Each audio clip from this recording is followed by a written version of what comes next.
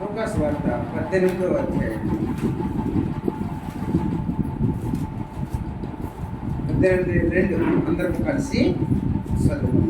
18:2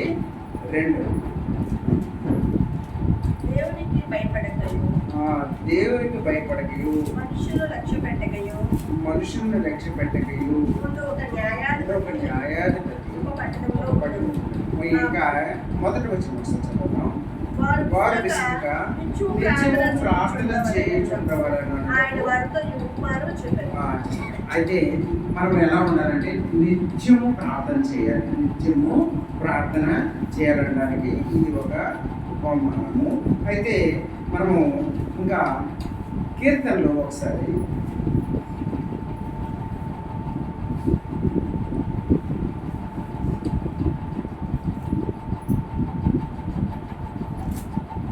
కీర్తనలో 68వ అధ్యాయము 20వ వచనం. దేవుడు మా పక్షమున పూర్ణ రక్షణ దేవుడై ఉన్నాడు. మరణము తప్పించుట ప్రభువైన యెహోవా. దేవుడు మన పక్షమున పూర్ణ రక్షణ కలుగు చేయి దేవుడై ఉన్నాడు. పూర్ణ రక్షణ అనేది పూర్తిగా రక్షణ మనకు కలుగు చేసినటువంటి దేవుడై ఉన్నాడు. అయితే మరణము తప్పించడము అది కేవలము దేవుని వశమే, ఇంకెవ్వరి వశం కూడా కాదు. అలాగే మొదటి కొరింథీయులకు రాసినటువంటి పత్రిక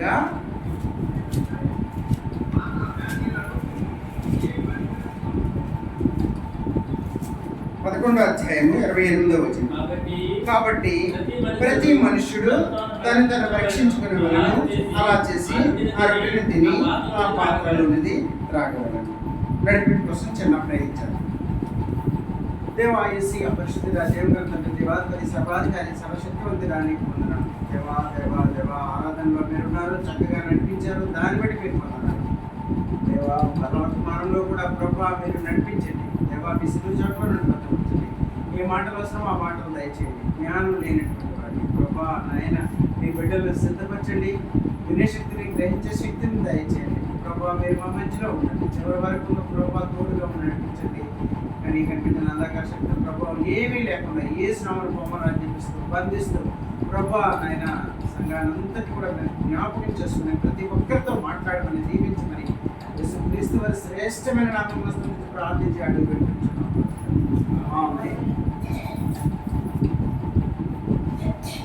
ఓకే. అయితే దేవుడు చక్కగా మనందరితో మాట్లాడినటువంటి ప్రతి మాటను బట్టి దేవునికి వందనాలు. ఎందుకంటే దేవుడు మనకి ఈ దినము మనము బ్రతికున్నామంటే అది దేవుని యొక్క కృప. లేకపోతే మన పరిస్థితి ఏమై ఉండేదో కదా. అది మనల్ని రక్షించాడంటే దేవుని యొక్క కృప. లేకపోతే మనం కూడా అన్నిలో తిరిగేవాళ్ళం, ఎలా పడితే అలా ఉండేవాళ్ళం, మన ఇష్టం వచ్చినట్టు. ఈ సమయంలో ఆయన సన్నిధిలో ఉండేవాళ్ళం కాదు. అది ఎంత గొప్ప కృప అండి. ఆయన సన్నిధిలో ఉండి మోకరించి ఈ దినము ఆయన ప్రార్థన మనం ఆలకించడానికి, ఆయన మాటలు ఆలకించడానికి ఇచ్చినటువంటి ఆ గొప్ప కృపను బట్టి దేవునికి వందనాలు తెలియజేస్తున్నాం. అయితే ఈ సమయంలో మన బైబిల్ని, మన సొంత బైబిల్ని పైకెత్తి ఒకసారి బైబిల్ పల్లవుని వాడుకుంటాం. పఠింపశ్రేష్ఠ గ్రంథము బైబిల్, పఠింపశ్రేష్ఠ గ్రంథము బైబిల్, అనుదినం పఠించిన ప్రేమతోడ నడుపును. ఓ పఠింపశ్రేష్ఠ గ్రంథము Bible. The best book to read is the Bible. The best book to read is the Bible. If you read it every day, if you help you all the way, oh, the best book to read is the Bible.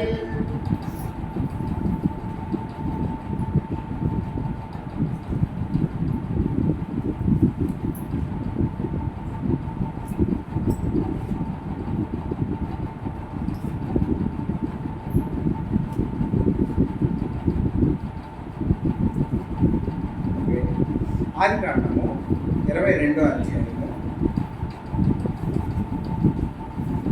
22వ అధ్యాయము 10వ వచనాన్ని ఒకసారి మనం చూసుకుందాం. అప్పుడు అబ్రహాము తన కుమారుని వధించుటకు తన చెయ్యి చాపి కత్తి పట్టుకొనగా యెహోవా దూత పరలోకము నుండి అబ్రహామా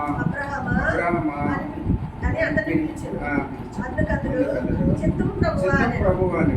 అప్పుడు ఆయన చిన్నవాణిని మీద చెయ్యి వేయి, అతనేమీ చేయి, కుమారుని ఇయ్యగలిగితివి, నాకు వెనక్కి తీయలేదు కనుక అందువలన నాకు కనబడుచున్నది. సరే, అయితే చూసారా ఇక్కడ జరుగుతున్నటువంటి సిచ్యుయేషన్ ఏంటంటే, ఇది అబ్రహాము ఒకే ఒక కుమారుడు పుట్టాడు. తన కుమారుడు పుట్టిన తర్వాత అల్లారు ముందుగా పెంచుకుంటున్నటువంటి అబ్రహాంకి మళ్ళీ అదే కుమారుడిని దేవుడు అడిగినప్పుడు వాళ్ళంతా చాలా బాధపడ్డారు, ఎంతో బాధపడి మళ్ళీ అయినా దేవుడు తనకిచ్చాడు కాబట్టి దేవునికి ఇవ్వడానికి వెనకంటే వేయలేదు. దేవుడికి ఇచ్చేయడానికి ఇష్టపడ్డాడు.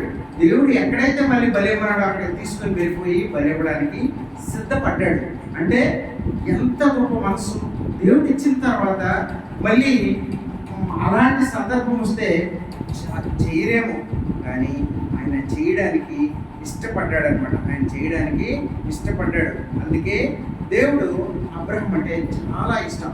అందుకే దేవుడు అబ్రహాంకి తన ఎంతగానో దీవించాడు అనమాట. చాలా దీవించాడు అబ్రహాంని. దేవుడు అంతగా దీవించడానికి కారణం ఏంటి అంటే, ఆయన దేవుడు అన్నాడు, నీవు తండ్రిగా ఈ లోకానికి అంతటికి తండ్రిగా చేస్తాను, ఇస్కరేణువు చూపించి ఇస్కరేణి నువ్వు ఎన్నున్నాయో అంతమంది సంతానాన్ని నీకు ఇస్తాను అని చెప్పాడు దేవుడు. ఇంకా ఎంత అంటే దేవుడు ఎంతగానో అబ్రహాం దీవించాడు. అబ్రహాం అంటే దేవుడికి చాలా ఇష్టం. ఎందుకంటే ఆయన చాలా ఉన్నతమైన కుటుంబంలో పుట్టినాడు. అబ్రహాము పుట్టిన తర్వాత అబ్రహాము ఇంట్లో 300 మంది పైగా పనులే ఉంటారు. అంత గొప్ప పెద్ద మంచి కుటుంబం. ఆ కుటుంబాన్ని, ఉన్నటువంటి ఆస్తిని, అతనికి ఉన్నటువంటి సంపద అంతటినీ కూడా విడిచిపెట్టి దేవుడు వచ్చేమంటే వెళ్ళడానికి సిద్ధపడతాడు, వచ్చేస్తాడు. తన భార్యని తాను ఒంటరిగా ఉట్టి చేతులతో వచ్చేసి దేవుడు మాటకి విధేయత చూపిస్తూ దేవుడు ఏం చెప్తే చేయడానికి ఇష్టపడతాడు. అంటే అంత దేవుని మీద ఆధారపడినటువంటి కుటుంబం అన్నమాట. అందుకే దేవుడు అంటే అబ్రహాంకి ఎంత ఇష్టమో అబ్రహాం అన్న దేవుడికి అంతే ఇష్టం అన్నమాట. అందుకే మనం ఒకసారి దేవుడు ఉద్దేశము మన పట్ల ఒకటి ఉంటుంది అనమాట. అందుకే దేవుడిని మనం అడగాలి, ప్రభు నేనేం చేయాలి. అబ్రహాం అడిగాడు, ప్రభు నేనేం చేయాలి చెప్పంటే, నువ్వేం చేస్తావు, నువ్వు చేయాల్సింది నీ మొత్తం నీ సంపదను నీ ఆస్తి అంతా విడిచిపెట్టి వచ్చే అన్నాడు. ఆ మాటకి విధేయత చూపించాడు. నువ్వు కూడా మనకు అనుకూల పరిస్థితిలో మనం ప్రతిరోజు ఏం చేయాలా అనే విషయాన్ని నువ్వు దేవుడితో మాట్లాడినప్పుడు దేవుడు మనతో కూడా మాట్లాడతాడు. నేనేం చేయాలి ప్రభా అని అడిగినప్పుడు దేవుడు తప్పకుండా సమాధానం అనేది దయచేస్తాడు. అయితే ద్వితీయోపదేశ కాండం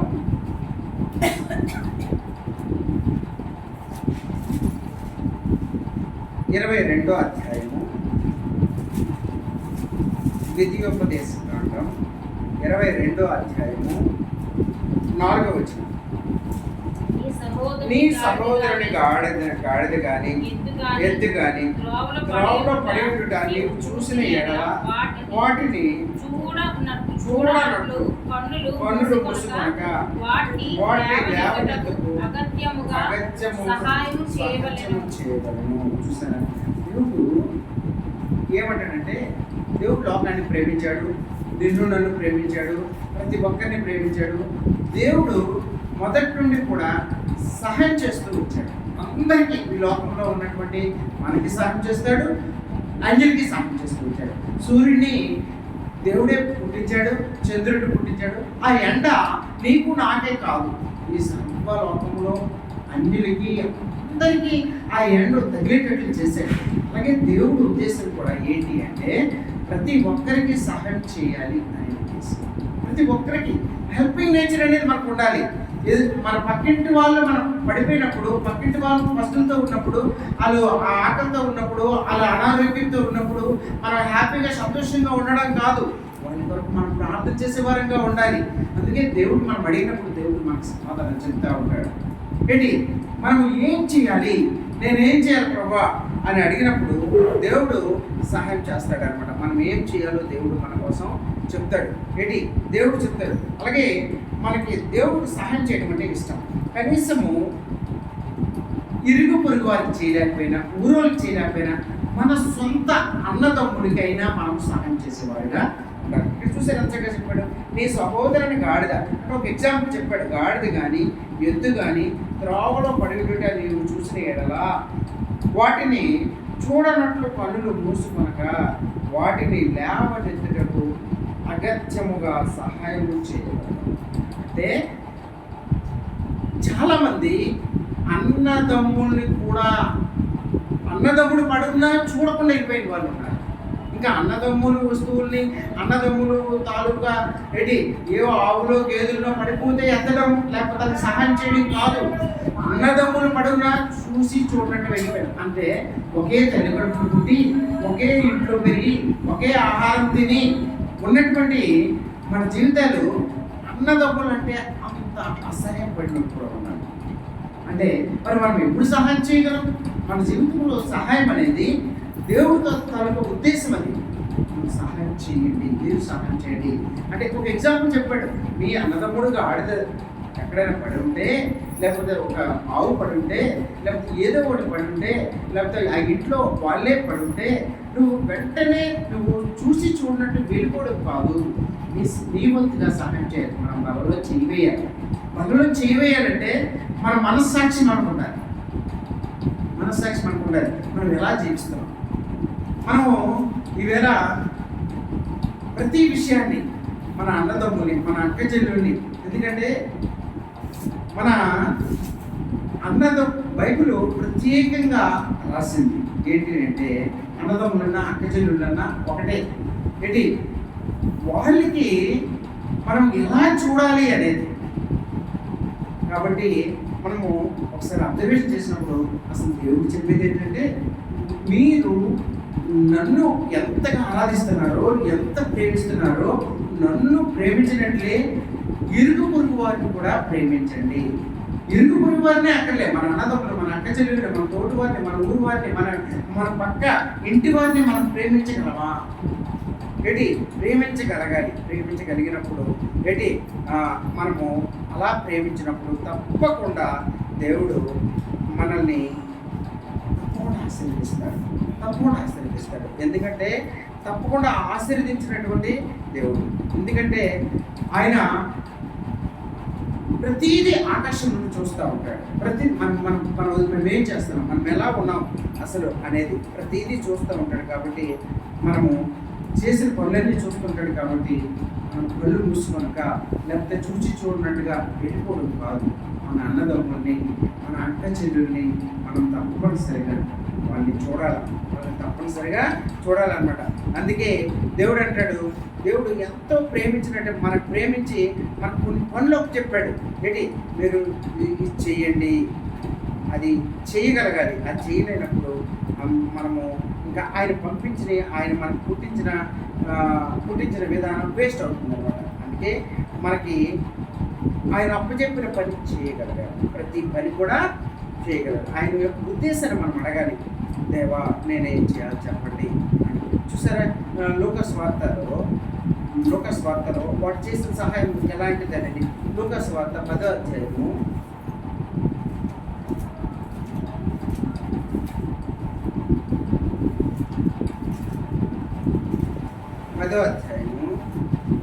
30 నుండి చదువుదాం, 35 వరకు. అందుకు యేసు ఇట్లనెను, ఒక మనుష్యుడు యెరూషలేము నుండి యెరికో పట్టణము దిగి వెళ్ళుచు దొంగల చేతిలో చిక్కెను. వారు అతని బట్టలు దోచుకుని అతను కొట్టి కొర ప్రాణముతో విడిచిపోయిరి. అప్పుడు ఒక యాజకుడు ఆ త్రోవన వెలుట తటస్థించెను. అతడు అతన్ని చూసి చక్కగా ప్రక్కగా పోయాను. అలాగనే లేవీయుడొకడు చోటికి వచ్చి చూసి ప్రక్కగా పోయాను. అయితే సమరయుడు ప్రయాణమైపోవచ్చు అతడు పడి ఉన్న చోటికి వచ్చి అతన్ని చూసి అతని మీద జాలిపడి దగ్గరకు పోయి నూనెయు ద్రాక్షరసము పోసి అతని గాయములను కట్టి తన వాహనం మీద ఎక్కించి ఒక పూటకాలు పూలు వారి ఇంటికి తీసుకుని పోయి అతన్ని పరామర్శించారు. చూసారా? అంటే ఇక్కడ జరిగినటువంటి సిచ్యుయేషన్ ఏంటంటే, ఒక మనుష్యుడు, ఆ మనుష్యుడు యెరూషలేము నుండి యెరికో పట్టణానికి వెళ్తున్నాడు. యెరూషలేము నుండి యెరికో పట్టణానికి. యెరూషలేము అనేది పవిత్రమైనటువంటి పట్టణం. అక్కడ దేవుడు పుట్టినటువంటి పట్టణం. అది అక్కడ పవిత్రంగా ఉంటారు. అంటే ఈ యెరూషలేము నుండి యెరికో పట్టణం పాపంలో ఉండిపోయినటువంటి పట్టణం. అక్కడ అంతా పాపం చేసే మనుషులు. అక్కడ ఎప్పుడు కూడా వ్యభిచారం జరుగుతుంటుంది, అక్కడ దొంగతనం జరుగుతుంటుంది, అక్కడ ఇలాంటివన్నీ జరుగుతూ ఉంటాయి. ఈ మనుషుడు చేసిన పని, మొట్టమొదటి చేసిన పని తప్పు ఏంటి అంటే, యెరూషలేము నుండి యెరికో పట్టణానికి వెళ్ళకూడదు. అనగా మనం మంచి ప్రదేశంలో ఉన్నాము, రోజు దేవాలయానికి వస్తున్నాము, రోజు సంతోషంగా ఉన్నాము, మందిరికి వస్తున్నాము, ఆరాధన చేస్తున్నాము, ప్రార్థన చేస్తున్నాము. అలాంటి దగ్గర నుండి అన్యులు ఉన్నటువంటి ప్రాంతానికి వెళ్ళిపోయి అన్యులతో తిరిగి వాళ్ళతో తిరగడానికి మనం వెళ్ళకూడదు. ఇంకా దానికన్నా దీనికన్నా పవిత్రమైనటువంటి ప్రాంతాలకు వెళ్ళాలి. కానీ ఇక్కడ చేసినటువంటి మనుషుడు తప్పు ఏంటంటే, యెరూషలేము నుండి యెరికో పట్టణంకి వెళ్ళినప్పుడు ఏమైందంటే, దొంగల చేతిలో పడి వారు అతనికి గట్టిగా కొట్టారు. వాడి దగ్గర ఉన్నటువంటి బట్టలన్నీ దోచుకున్నారు. కొట్టి కొర ప్రాణంతో ఆ త్రోవ పక్కన పడేసి వెళ్ళిపోయారు. అప్పుడు ఆ వెళ్ళిపోయిన తర్వాత ఒక యాజకుడు ఆ త్రోవను వెళ్తున్నాడు. వెళ్ళి అతన్ని చూశాడు. యాజకుడు వెళ్తూ చూశాడు. యాజకుడు అంటే ఎవరంటే, దేవుణ్ణి నమ్ముకున్నాడు, యేసు ప్రభుని నమ్ముకున్నటువంటి వాడు.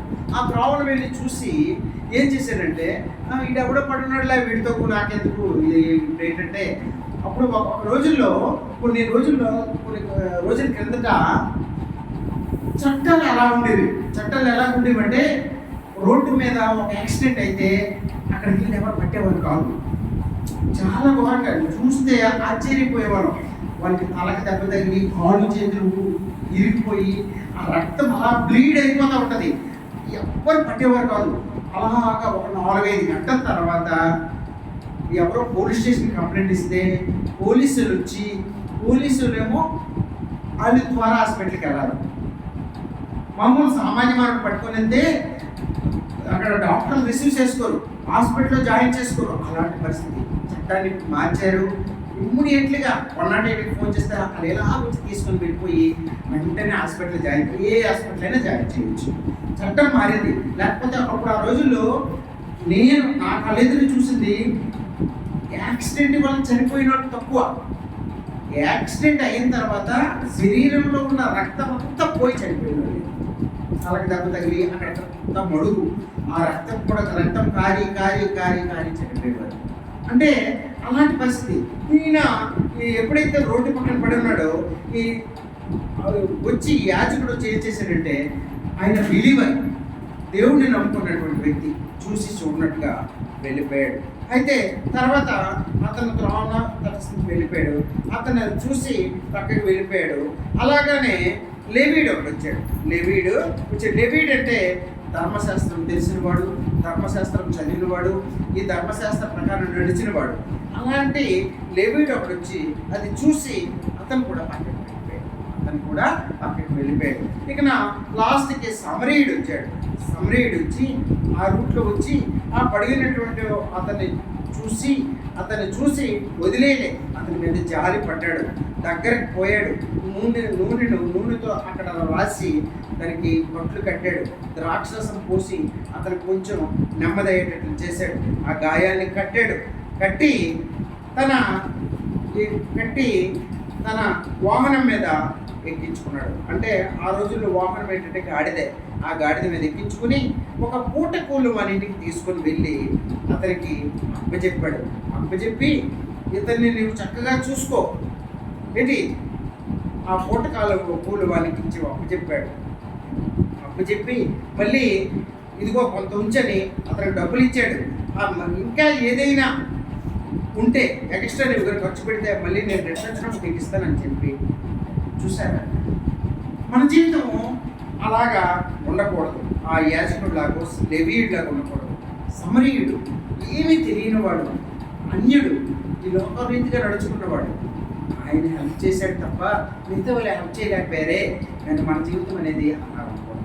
హెల్ప్ చేసే స్వభావం, సహాయపడే స్వభావం, కనీసం మన అన్నదమ్ములు అక్క చెల్లెళ్ళకైనా మన తోటి వారికైనా హెల్ప్ చేసే మంచి స్వభావం మనము కలిగి ఉండాలి. అలా కలిగి ఉన్నప్పుడు దేవుడు చాలా ఆనందిస్తాడు, చాలా సంతోషిస్తాడు అనమాట.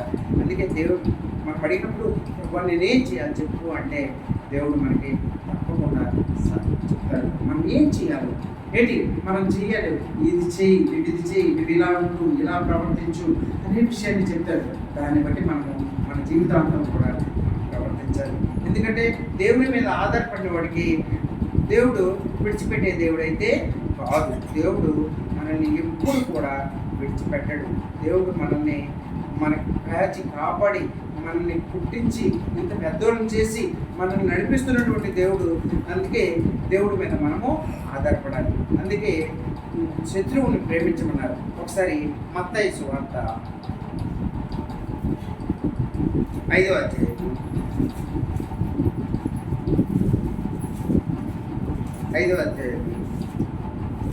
43 నుండి 46. నీ పొరుగువాడిని ప్రేమించి నీ శత్రువుని ద్వేషించు అని చెప్పబడిన మాట మీరు విన్నారు కదా. నేను మీతో చెప్పినదేమనగా, మీరు పరలోకమందున్న మీ తండ్రి కుమారులై ఉంటున్నట్లు మీ శత్రువుని ప్రేమించుడి, మిమ్మల్ని హింసించుడు వారి కొరకు ప్రార్థన చేయండి. ఆయన చెడ్డవారి మీద మంచివారి మీదను తన సూర్యుని ఉదయింపజేసి నీతిమంతుల మీదను అనీతిమంతుల మీదను వర్షం కురిపించుచున్నాడు. మీరు మిమ్మల్ని ప్రేమించే వారినే ప్రేమించిన ఎడల మీకు ఏం ఫలం కలుగును? అలా చేస్తున్నారు. చూసారా, అయితే మనకి దేవుడు చెప్తున్నాడు ఏంటంటే మీరు మీ శత్రువుల్ని ప్రేమించండి. శత్రువుల్ని మనము ప్రేమించమని చెప్తున్నాడు. శత్రువుల్ని ప్రేమించండి. మీరు పరలోకమందున మీ తండ్రి కుమారులై ఉన్నారు కాబట్టి మీరు శత్రువుల్ని ప్రేమించాలి. మరి ఆయన ఉద్దేశం ఏంటంటే మనకి స్నేహితుల్ని మనకి బంధువుల్ని ప్రేమించడం వలన అందరూ ప్రేమిస్తాం. అది పెద్ద విషయం అయితే కాదు. ఎవరైతే శత్రువు ఉన్నాడో, శత్రువు ఆపదలు ఉన్నప్పుడు వారి కోసం మనం ప్రార్థన చేయడం నేర్చుకోవాలి. వారి కోసం ప్రార్థన చేయాలి. వాళ్ళ కష్టాల్లో ఉన్నప్పుడు మనం చూసి సంతోషించడం కాదు. చాలామందికి అలాంటి అలవాటు ఉంటుంది. చాలామంది ఏం చేస్తారంటే వాడు ఆపదలో ఉన్నాడా, వాడు బాధల్లో ఉన్నాడా, వాడు కష్టాల్లో ఉన్నాడా, లేకపోతే వాడు అనారోగ్యంతో ఉన్నాడా, చాలా సంతోషిస్తారు. అని మనము అలా సంతోషించడానికి దేవుడు ఒప్పుకోడు. మనము దేవుని బిడ్డను. దేవుడు ఎలాంటి వాడు? దేవుడు అందరినీ ప్రేమించినటువంటి దేవుడు. నీవు నేను కూడా మన శత్రువుల్ని మనం ప్రేమించగలిగే మంచి స్వభావం కలిగి ఉండాలి. ఆ స్వభావము దేవుడు మనం అడగాలి.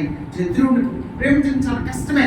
ఎందుకంటే శత్రువుని ప్రేమించడం అంటే అది ఎంత బాధ అంటే వాడు ఏమనుకుంటాడంటే నేను ఇన్ని చేసినా ఇక్కడ నాకేదో జడుస్తున్నాడులే అన్నిటి ఫీల్ అవుతాడు. అయినా సరే ఏదో తప్పనిసరిగా వాడు తెలుసుకుంటాడు. మన శత్రువుని మనం ప్రేమిస్తున్నామంటే అది తప్పనిసరిగా ఏదో ఒకరోజు తనకి జ్ఞానోదయం అవుతుంది. ఏదో ఒకరోజు తెలుసుకుంటాడు, ఎంత మంచోడు, నేను ఇన్ని చేసినా నన్నే ప్రేమించాడు, నాకు సహాయం చేశాడు, లేకపోతే నా కొరకు ప్రార్థన చేశాడు, నాకు హెల్ప్ చేశాడు, కనీసం మాట సహాయం చేశాడు, ఆర్థికంగా ఆదుకున్నాడు, ఆపదలో ఉన్నప్పుడు ఎంతో హెల్ప్ చేశాడు అనే భావాన్ని మనము మన హృదయంలో రావాలి. మనము మన హృదయంలో వచ్చి మనము దాన్ని మన జీవితంలో అమలు చేసుకోవాలి. అందుకే తప్పనిసరిగా మనము సహాయం చేయాలి. అలాగే మత్తయి సువార్త దేవుని తన ఉద్దేశం ఏంటంటే ఇవన్నీ మనం చేయగలం. ఇవన్నీ చేయాలంటే మనం ఎలా ఉండాలి అనేది అంటే మత్తయి సువార్త దీంట్లోనే 6వ అధ్యాయము పక్కనే ఉంటుంది చూడండి, 33వ వచనము. కాబట్టి మీరు ఆయన రాజ్యమును నీతిని మొదట వెతకండి, అప్పుడు అవన్నీ మీకు అనుగ్రహించను. కాబట్టి మీరు ఆయన రాజ్యమును నీతిని మొదట వెతుకుడి, అప్పుడు అవన్నీ మీకు అనుగ్రహించను. మనము ఎలా ఉండాలో, మనం ఎలా ప్రవర్తించాలో, లేకపోతే మనకి చాలామందిని చూసి మనం మోహం లేకుండా ఉండొచ్చు, లేకపోతే కొన్ని పరిస్థితులు బట్టి మనకి ఏవేవో కావాలని కోరుకుని ఉండొచ్చు. అవన్నీ దేవుడిస్తాడు. కానీ మనం ఎలా ఉండాలంటే ముందు ఆయన రాజ్యాన్ని, ఆయన నీతిని వెతకాలి. ఆయన నీతిమంతుడు. ఆ నీతి నీవు నేను కలిగి ఉండాలని వెతకాలి. ఆయన రాజ్యాన్ని వెతకాలి. వెతికినప్పుడు నీతి సమకూరుస్తాడు. మొత్తం అన్నీ కూడా మనకి సమకూరుస్తాడు అనమాట. దేవుడు మనకు ఎలా అన్నాడంటే, దేవుడు బాగా నమ్మకమైనటువంటి నా దాసుగా అని దేవుడు ప్రతి చిన్న విషయంలో కూడా నమ్మకంగా జీవించాలి. చూడండి మత్తయి సువార్త 25వ అధ్యాయంలో చెప్తాడు. 25వ అధ్యాయము 23వ వచనం.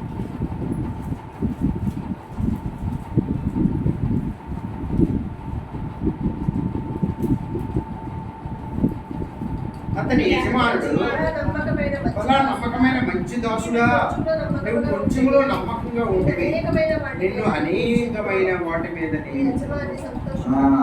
దేవుడు నువ్వు కొంచెం దాంట్లో నమ్మకంగా ఉంటే ప్రతి విషయంలో నమ్మకంగా ఉండగలిగితే ఆ యజమాని ఎలాగైతే ఆ దాసుడిని నమ్మకంగా ఉండడం బట్టి ఆయనకి అన్నింటి మీద అనేకమైన వాటి మీద ఆయన్ని నియమించాడు. అలాగో దేవుడు కూడా నీకు అన్నింటి మీద అధికారిగా ఇస్తాడు. నీకు అధికారం ఇస్తాడు, ఎంతో దీవిస్తాడు, ఉన్నతమైన స్థానం ఇస్తాడు. నీకు కొంచెము నీ నమ్మకాన్ని చూపించుకోవాలి.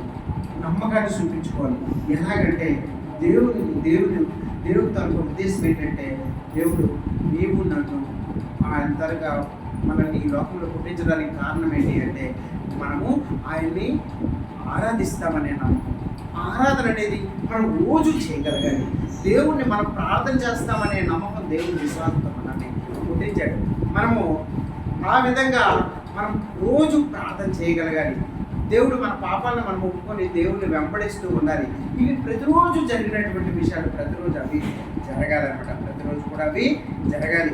అయితే మనము ప్రతి రోజు కూడా మనం దేవుడిని ఆరాధన చేయాలి. అంటే దేవుని తన ఉద్దేశం ప్రతిరోజు మనం ప్రార్థన చేసేటప్పుడు, వాక్యం చదివేటప్పుడు ఒక్క వాక్యమైన ఆరాధన వాక్యం చేయగలగాలి. ఆయనకి ఆరాధన అంటే ఇష్టం. నువ్వు ప్రార్థన చేయగలగాలి, ప్రతిరోజు ప్రార్థన చేయగలగాలి. దాని తర్వాత ఆ ప్రార్థన అనేది మీ కొరకు, నా కొరకే కాకుండా ఈ లోకంలో అందరి కోసం ప్రార్థన చేయగలగాలి. ఎవరైతే పాపంలో కలిసిపోయి వారి కోసం చేయగలగాలి, అనారోగ్యంతో ఉన్నటువంటి వారి కోసం చేయగలగాలి, ఎవరైతే ఇంకా ఈ లోకంలో నశించిపోతున్నారో, దేవుని తెలుసుకోలేకపోతున్నారో కోసం చేయాలి. మనందరి కోసం మనం ప్రార్థన చేయాలన్నమాట. ప్రార్థన చేసినప్పుడు అందుకే మా దేవుడు అంటే లోకస్వార్త 18వ అధ్యాయంలో అంటాడు,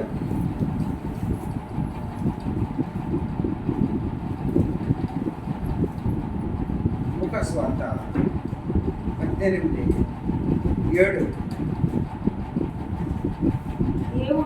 తాను ఏర్పరచుకున్న వారు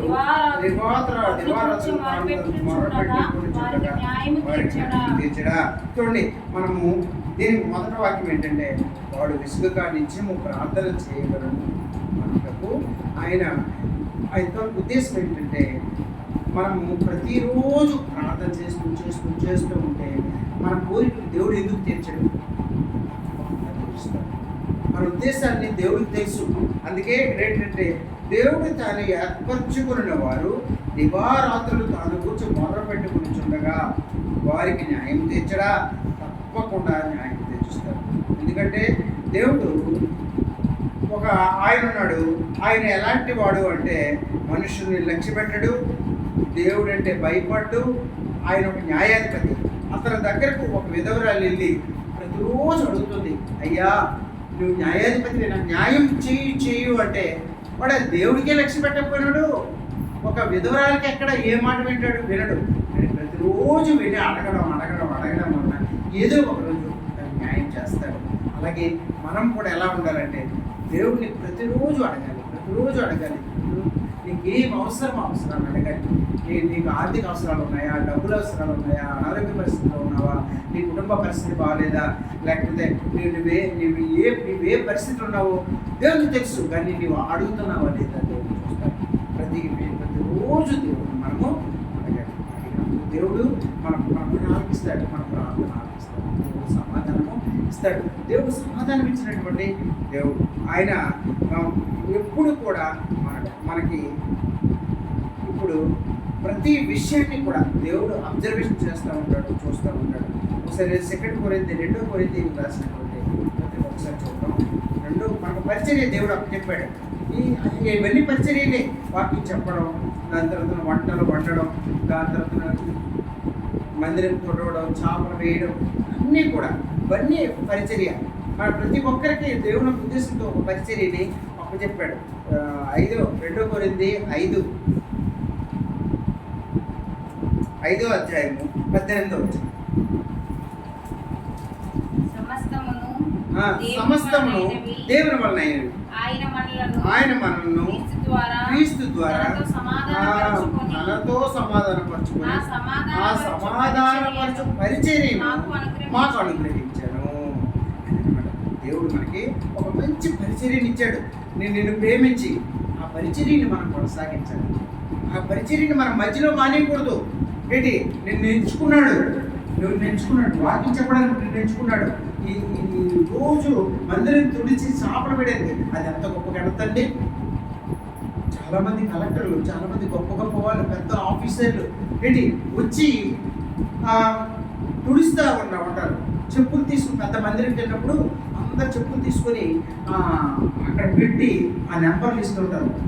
సాయంత్రం చూసినప్పటికీ ఆదివారం చేస్తున్న పని సోమవారం చూసినప్పటికీ ఆయన పెద్ద కలెక్టర్ అయ్యాడు, ఆయన పెద్ద ఆఫీసర్ అయ్యాడు. అంటే ఆ దేవుని పని ఎంత పని అయినా దాన్ని చేయడానికి ఇష్టపడాలి. ఆ పరిచర్య దేవుడు నిన్ను ఏర్పాటు చేసుకున్నాడు. ఆ పరిచర్య వంట పరిచర్యకు దేవుడు నిన్ను ఏర్పాటు చేసుకున్నాడు.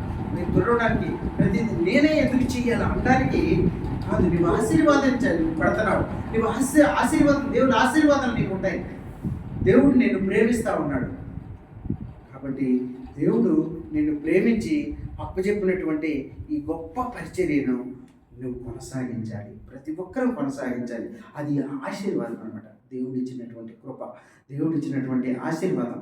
ఆ ఆశీర్వాదాన్ని దేవుని వాక్యం వినడం కూడా దేవుని యొక్క ఆశీర్వాదం.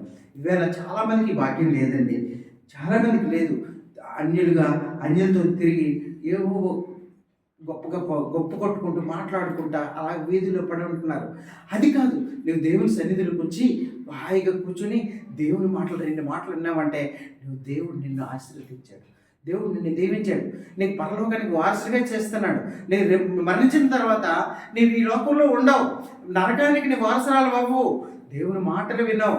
దేవుడు ప్రతి విషయాన్ని చూస్తూ ఉంటాడు. నిన్ను పరలోకానికి తీసుకుని వెళ్ళిపోయే పరలోకంలో నీవు ఆయనతో పాటు సదాకాలం ఉండడానికి దేవుడు నిన్ను ఏర్పాటు చేసినటువంటి ఆ ఏర్పాటును బట్టి దేవుని స్తుతిద్దాం. ఎందుకంటే దేవుడు మనందరినీ ఏర్పాటు చేయడం బట్టి ఈ దినం మనం ఇక్కడ ఉన్నాం. లేకపోతే మనం ఇక్కడ ఉన్నాం. మనకు గోల్డెన్ పనులు ఉన్నాయి, మనకి పెద్ద కుటుంబాలు ఉన్నాయి. మన కుటుంబాలకు మనకు బయటికి వెళ్తే మనం డబ్బుల ఆదాయం సంపాదించుకోవచ్చు, గోల్డెన్ పనులు చేసుకోవచ్చు. కానీ మనం అవన్నీ విడిచిపెట్టి ఇవాళ ఆయన సన్నిధిలోకి వచ్చి ఆయన సన్నిధిలో మోకరించి ఆయన సన్నిధిలో 2 మాటలు వింటున్నామంటే ప్రతి ఒక్కరికి ఆరాధన చేసిన వాళ్ళకి ఆరాధన భాగ్యం, ఇక్కడ పరిచర్య చేసిన వాళ్ళకి పరిచర్య భాగ్యం, 2 మాటలు విన్న వాళ్ళకి ఆ విన్నటువంటి భాగ్యం, చెప్పిన వాళ్ళకి చెప్పినటువంటి భాగ్యం. ప్రతి ఒక్కరికి దేవుడు తన క్రియలను బట్టి తనకి ఇచ్చినటువంటి ఆ గొప్ప కృపను బట్టి మనము దేవుడిని ప్రార్థిద్దాం. ఎందుకంటే ఆయన నమ్మదగిన దేవుడు, ఆయన నీతిమంతుడు. ఆ నీతిని మనం ఆయన రాజ్యాన్ని వెతకడానికి మనము ఆయనతో వెంబడిద్దాం. ఇటు ప్రతి దినము నువ్వు మందిరంకి వచ్చినప్పుడు, ప్రతి దినము మందిరంలో నువ్వు ఉండి దేవుని వాక్యం విని దేవునితో ఆశీర్వదించినప్పుడు ఎంత మంచి భాగ్యం అనేది. దేవుడు నీకు ఇచ్చిన మంచి ఆరోగ్యాన్ని ఇస్తాడు, నీకు మంచి ఆర్థిక అవసరాలు తీరుస్తాడు. నీకు ప్రతి అవసరం తీర్చి దేవుడు నిన్ను ఆరోగ్యంగా ఉంచి ఎంతో ప్రేమించినటువంటి ఆ దేవుని పరిచర్య చేయడానికి మనందరము ఇష్టపడి చేద్దాం. క్షణంలో మీ అందరూ కూడా మోకరించి ప్రార్థన చేయండి. మనందరం ప్రార్థన చేసుకుని దేవుని సన్నిధిలో బలలో చేయాలి.